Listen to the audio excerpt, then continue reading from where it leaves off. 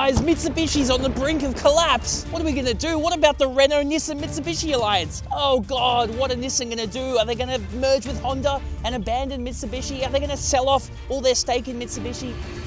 Guys, yeah, all right, things aren't going too well financially for Mitsubishi, and we've been saying this for the past 4 or 5 years at this point. It makes you realize, you know what, maybe Mitsubishi aren't going down without a fight. But let's talk about this, the new version of the Outlander. It is just a facelift, and you'd be forgiven for thinking that not much has really changed, and you'd be right. There is not many differences on the exterior, and even on the interior, there are subtle changes, but the real difference is underneath the skin. This thing has received a completely new local tune done in South Australia. They've updated things like shocks, springs, the stabilizer bars. It drives very differently from before, and I would say it is a much more refined experience on the road. Now, there are some things I still don't like about the Mitsubishi Outlander, and we'll get into that today, but of course, what we're gonna be doing is going for a full exterior tour. I'll show you everything that's different with this facelifted Outlander. Of course, I will take you through the interior, the luxurious interior of this Exceed Tourer spec, the top spec of the range. I'll be testing its 0 to 100k an hour launch time. Spoiler, it's not that great. And of course, I'll be giving it lots of sauce around the twisties. And finally, ending on my final thoughts. What do I think of the updated Mitsubishi Outlander? And is it enough to win over your hard-earned casherino in this pretty competitive SUV segment? Let's get straight into it. All right, guys, so let's talk about pricing for the updated Outlander. And unfortunately, pricing has gone up across the range.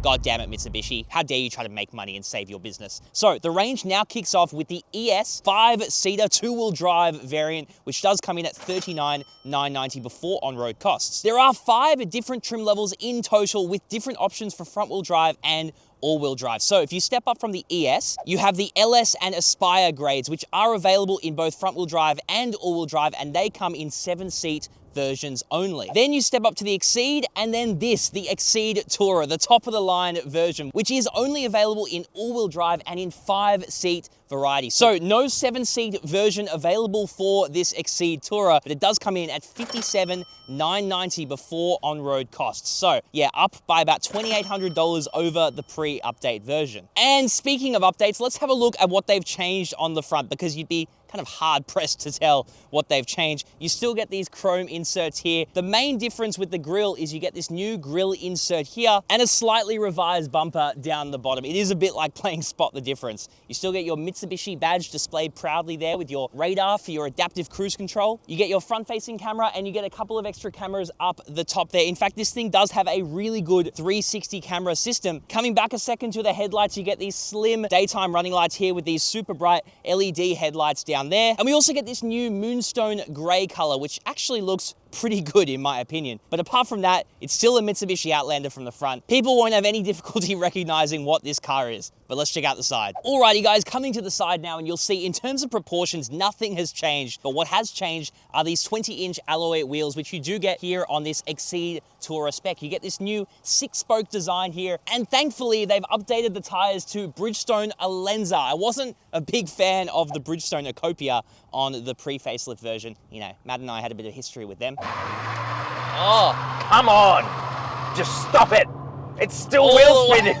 We get our 360 camera here on the mirror, and of course, we do get keyless entry and go as standard across the range. Very decently tinted privacy glass there in the rear, and of course we get a roof rail up the top. And because, like I said, this does come in 3-row varieties, you do get a small tinted window in the back here. I also quite like the two-tone design with the roof. It looks quite nice. Let's check out the back. Okay guys, so on the rear, as you can see, not much has changed, though you do get these new smoked LED taillights there, which look pretty cool. You'll also see we have a sticker that says Super All-Wheel Control, and that is Mitsubishi's all-wheel drive system. You'll see we have Outlander spelt out there, as well as Exceed on the right-hand side. You get your Mitsubishi badge, as well as your spoiler up the top there, and also a reversing camera at the rear. But let's check out what this thing can fit inside of itself. As you can see, we get a powered tailgate. So in the 5-seat configuration, you do get 485 liters of boot space with the second row up. Whereas if you did have 3 rows, you would only get 163 liters with the third row up. Dropping the second row is as simple as pulling the 2 switches at the back and and they fold down completely flat, expanding storage up to 1,473 liters. So decent practicality for the Outlander. And if I come around here, you'll see we can open up the false floor here, and underneath we get a full-size spare wheel. That is a full-size alloy there, which is pretty cool to see. You'll also notice we have Yamaha branding in the back, and that's because the entire range of the Outlander now gets a premium Yamaha sound system.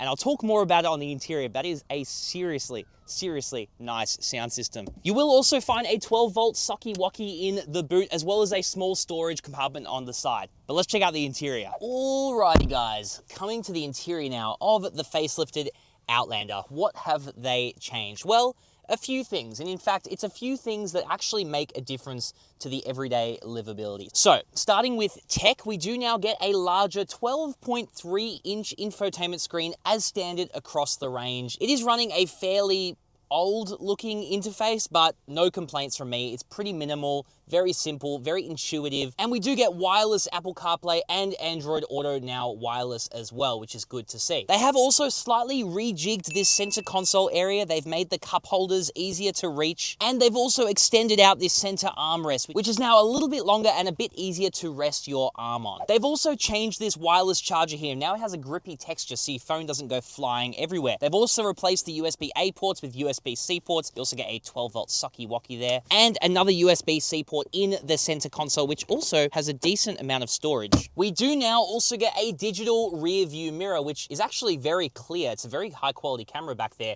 and it can be disabled just by flicking that down. So like I mentioned, the Yamaha sound system that is available on the range, we do have the 12 speaker version of that sound system available on this top spec Exceed Tourer. And I have to say, I was not expecting the sound quality to be so damn good. The mids are fantastic, vocals really good, and I've put up my preferred tune on the screen, which is a bit bass heavy, but that's just how I like it. So yeah, a really pleasant surprise for me, that sound system, really nice. Let's talk upholstery, because black isn't available on this top spec. Instead, we get this interesting kind of brown color interior, which I actually quite like. It definitely freshens up the interior. The seats are this really nice, soft, semi-aniline material. Is that how you say it? Semi-alanine? I don't know. However you say it, it feels really nice. And in fact, the seats are fantastic. In addition to seat heating, both of them are 3 stages. And we also get a massage function on the seat, which can be activated through here, and we can go into the settings on the screen to change the massage mode. It's definitely not to the same level as some other massage functions. It kind of just pumps the lumbar support in and out,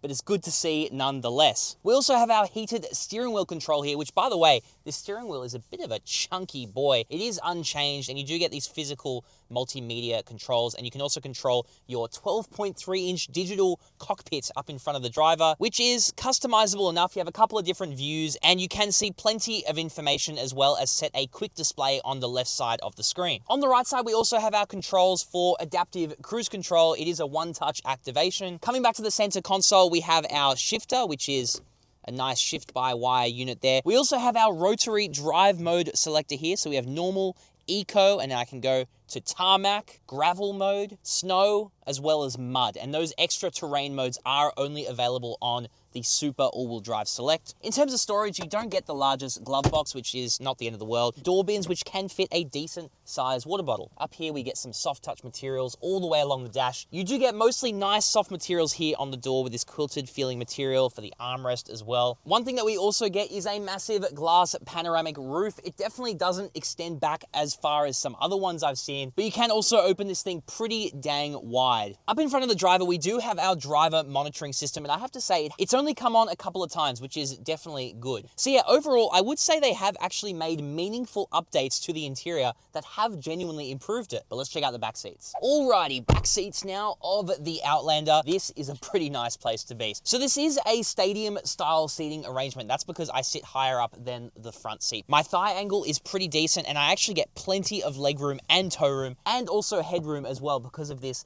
cutout in the roof here. The seats are the same nice semi-alanine material as up front, and we do also get 3 matte pockets in front of me as well. The nice materials also extend here to the door. You get the quilting and a nice soft armrest. We also get a sunshade that we can put up, which is good to see. You can see our Yamaha speakers also in the back. Awesome sound quality. really, really good. We also get a couple of air vents back here. In fact, we get our own third zone of climate control. Not only that, on this spec, we also get heated outboard seats, which is good to see, and they are 3-stage heating. There is one thing that's a little weird about the back seat though, and that is if I fold down this center armrest. In fact, you'll notice it is basically a pass-through to the boot. So we do get a couple of small cup holders there, and it is a nice place to rest your arm, though it is weird that the entire middle seat folds down rather than just an armrest. And also, when I put it back up, you'll see that there is quite a decent gap between that seat and my seat. So I can definitely see smaller items potentially sliding through into the front seat if they are skinny. And I mean, that will definitely happen if we put down this armrest and we have smaller items back there, which I know is maybe a niche circumstance, but definitely something to be aware of. We also now get USB-C ports in the back seats as well, and I believe there is a placeholder for a household socket in the rear, and my guess is that will be available on the plug-in hybrid variant, which, by the way, will be coming soon. You know what else isn't coming soon, because it's already here? CarSauce Buy. If you guys are in the market for any new car, whether it be a Mitsubishi Outlander or anything for that matter, you have to make sure you check out CarSauce Buy, and that's because we have a massive team of dedicated car buyers that will ensure you get the best price on your next car. Don't go through the annoying experience of having to haggle at a dealership just to get a small discount. Let our team handle it for you. We've already had thousands of happy customers use the service, and we've heard nothing but good things. So if that sounds good to you, and of course this is obligation free, make sure you check out CarSauce Buy for the best price on your next car. All right, it's time to launch this thing. Alrighty guys, it's time to launch the Mitsubishi Outlander. I'm gonna put it in tarmac mode, and this thing actually has a form of launch control. Let's do this. Hear that? Fits me. Oh, come on, please. Oh God. Oh no. Keep going. Come on, CVT. Ooh, okay. All right, you know what? It's not the end of the world. 0 to 100 in 9.18 seconds. It's about what you'd expect from a naturally aspirated large SUV. Let's drive this thing normally. Alrighty guys, driving the facelifted Mitsubishi Outlander. First thing I'm gonna do is switch it to tarmac mode, plant it. Okay, so let's talk about what powers this thing first of all. So this thing does share a powertrain with the Nissan X-Trail. It is powered by a 2.5 litre naturally aspirated petrol engine, makes 135 kilowatt of power, 244 Newton meters of torque. Definitely not gonna blow your socks off. Now, I have previously reviewed the plug-in hybrid version of the pre-facelifted Mitsubishi Outlander, and that thing actually drives pretty damn well because it has basically the Nissan e-Power powertrain, where essentially the petrol engine only acts as a generator for the battery. But coming back to this, the main headline story is how they've retuned the suspension, the steering, they've nipped and tucked, and the engineers have had a bit of fun, it seems, as I take that corner. Wow, that's actually very different from before. The steering feels very different. So let's talk about what they've changed. So this new version of the Outlander now sports a more localized version of a suspension tune. In fact, they've replaced the shocks, the springs, and the stabilizer bar, so this actually does ride quite a bit better than before. It definitely feels very sorted on the road, and they've reduced some of the crashiness of the pre-facelift, though that is not to say it's perfect. There have been several situations driving this car where I've hit a bump and it has definitely passed on more force than I would have liked to the cabin. Now, Mitsubishi have also updated the steering response, which is to say that they've tried to make it more linear feeling, and let's give it a go over the ball buster and see how it responds. Ooh, yeah. Okay, so definitely a much better recovery from that large bump, but you still get that kind of initial crash into the bump. Obviously, it's not a completely new generation with a completely new chassis, so you can't expect a world of difference. For 99% of driving situations, it's quite a bit better, in fact. So I'm glad this facelift actually means something, but I guess let's give it a go around Saucy Corner and see if the steering is really that much improved. I'm gonna give it a brake boost launch. It's got launch mode, let's go. Whoa. Okay, this thing is not fast. Let's go, come on. Take the first corner. Whoa, whoa. Hang on.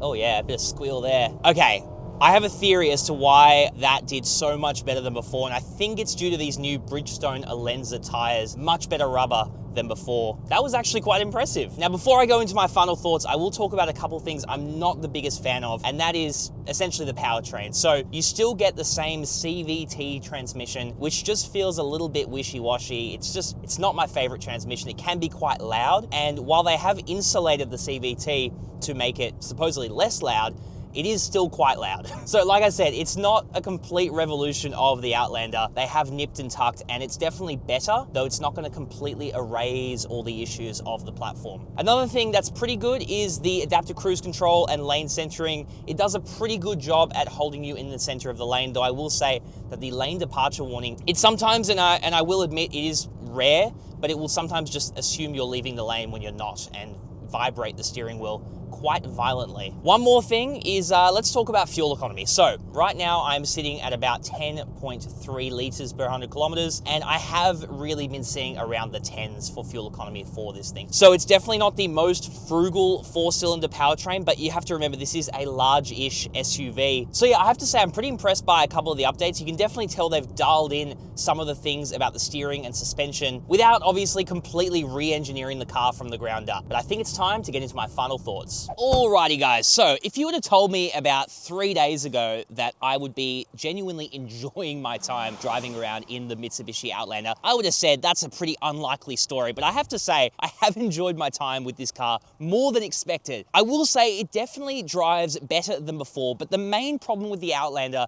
lies in the fact that this car does not exist in a vacuum. What I mean by that is you can get into a Nissan X-Trail for similar pricing. And I know some of you will prefer the exterior design and the interior of that car. And then you've got really difficult competition from the Hyundai Santa Fe and the Kia Sorento. The Santa Fe is quite a bit more expensive if you go for the upper grades, but you can get a turbocharged powertrain for a similar price to this Exceed Tourer. But that being said, if you are hopping your butt out of an older Mitsubishi Outlander, you will feel right at home in this car. And those little nips and tucks they've made on the interior have made it a much more ergonomic, nicer place to be. Though I have to say the price increase of $2,800 on this top of the range spec and between $2,000 and $3,000 on the rest of the range does definitely make this a tougher ask in this increasingly competitive segment. But of course, let me know what you guys think down in the comments below. Are you gonna be rushing out to buy a facelifted Outlander? Have you driven the new version of this car? And tell me what you thought of the way it drives. Of course, if you are looking to get into a new Mitsubishi Outlander or any new car for that matter,